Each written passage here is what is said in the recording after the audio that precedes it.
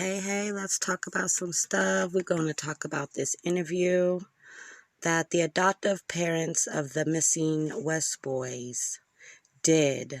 I want to say this is the day that they were, no, the day after. I want to say it was the day after they were reported missing that they did this interview. I'm not quite sure. I got to check on that. But the interview was some bullshit. You can tell when somebody's lying. I got 5 kids. I know when they're lying. I have told a few lies. We all have.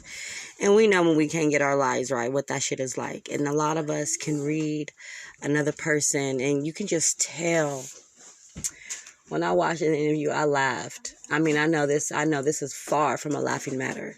But I laughed because it seemed like they tried to get their story together, but they just fucked it all up. So I'm going to pause here and there because I'm going to give my opinion on it. If you're okay with that, let's listen. If not, you can go somewhere else and get the full story. But we finna start.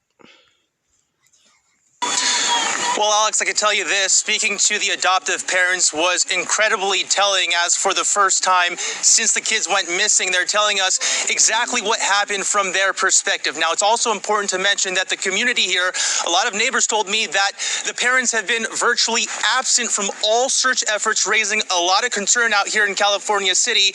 But the adoptive parents told me that's because they've been busy with the police investigation, and that police told them that they don't need to be out there searching because there's already an adequate amount of people doing so. Okay. So, first pause.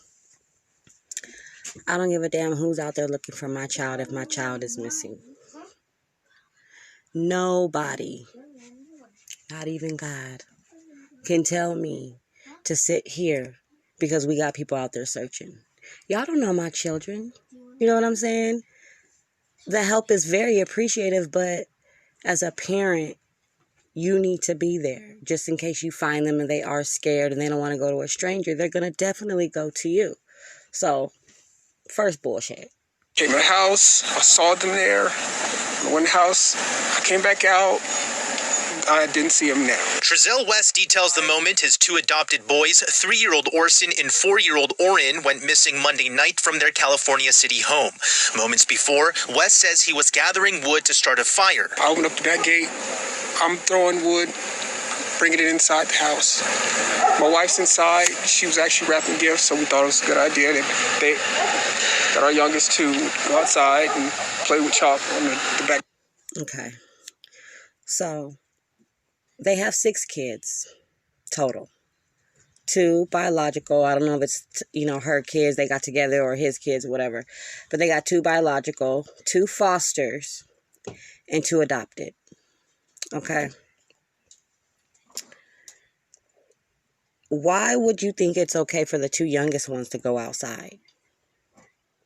Wouldn't you want to send the oldest ones outside? I mean, if you're trying to be discreet about what you got them, I'm just saying my opinion. If that was me, and if I wanted to send my kids out in the cold, but I wouldn't, it just doesn't make any sense. Besides, when I wrap gifts, I just wait till they're asleep. There's no need to do all that extra shit. Patio. Shortly after, West says he no longer saw the boys on the patio. He asked his wife, Jacqueline, if she saw them. She said no.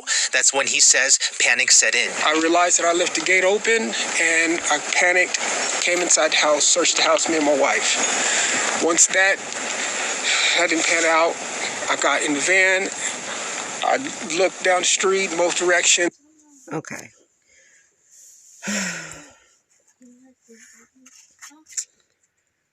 So you looked in the house, y'all searched in the house. Once you realized you couldn't find them in the backyard, you decided to go into the house where she was and search for the kids. If they was in the house, y'all got 6 kids, y'all gonna see them kids in the house.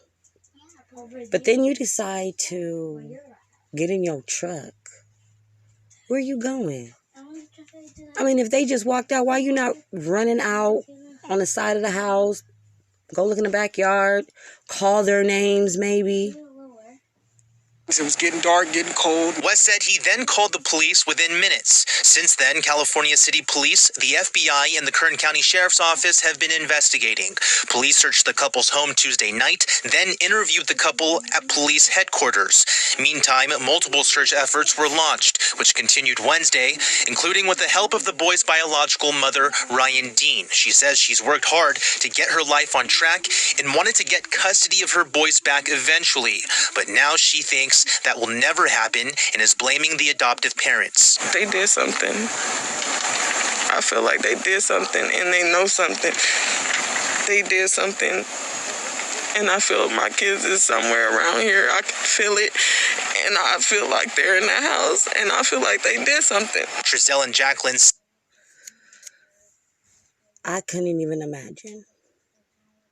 And I'm not going to speak ill on the biological mother because I don't know her story. You know what I'm saying? But whatever her situation is or was, I think I heard something that they took her kids because she was smoking weed, even though it's illegal to smoke weed. I don't know. I don't know the story. That's just what I heard. But regardless of the fact, I can't imagine what she is going through. You know, like the self-regret, if there's any, of not being able to have your kids. Because these kids were adopted. As if she didn't plan on getting them back. You know, I don't really know how that system works, but that's just really sad. You know what I'm saying? I like I said, I can't even imagine what she could be going through right now, not knowing where your babies are, not being able to be there in their life like you want it to be. It's just a fucked up situation. They understand the frustration. He thinks you guys did something. And that's understandable. What's your response to that? That's understandable. I would think the same thing. Yep. I mean, that's exactly the point. And if we can find our babies, then guess what? That's no. And that's all I want is to find. That's how you know he just rambling. If they find our babies, you know, that's no. That's no what? You just lying your ass up. You don't know what to say. Our babies. That's it. Some residents and family members of the boys would also get involved during the interview. Y'all was supposed to take care of my nephew. But the Wests are standing firm as the search efforts continue. We're going through it. It's difficult. I mean, everybody's making their own their own conclusions. They don't know anything. We're not sure like everything. We're not sure. We said what we knew. And now back out here live, I should say that the tension in this community is just raising by the minute. Right now, I bet. I mean, there's no emotion and when you're speaking about two missing babies, your kids, you know what I'm saying? Y'all named them, y'all changed their names and named them, gave them your last name. These are your babies. Then there's no emotion. There's no tears. She's swaying back and forth, hoping he keep his story right. He hoping she keep her story right. It's just a mess. And in Cal City, like I said, I lived in California City. Everybody got cameras.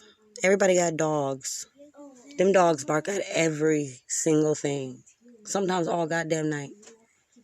And, you know, dogs, they bark because they either see things or hear things. And kids are curious. If them little boys walked off somewhere, I wouldn't think they would be too far. It's nothing but field all the way around.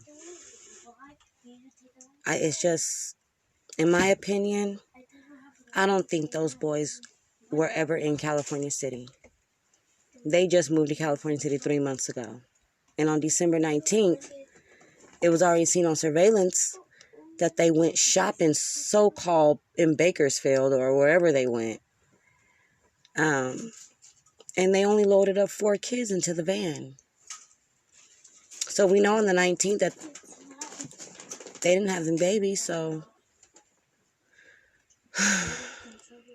that's sad. Thanks for taking the time out.